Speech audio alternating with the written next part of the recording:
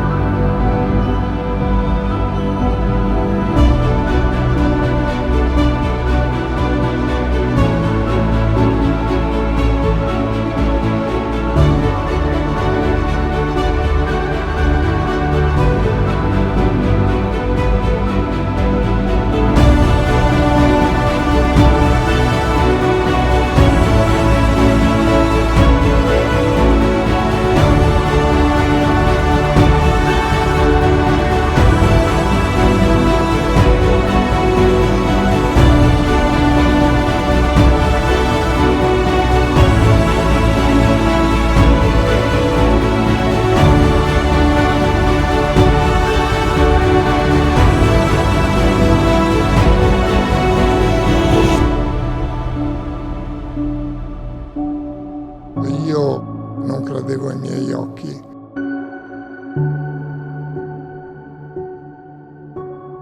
Mi ha riempito veramente il cuore di gioia.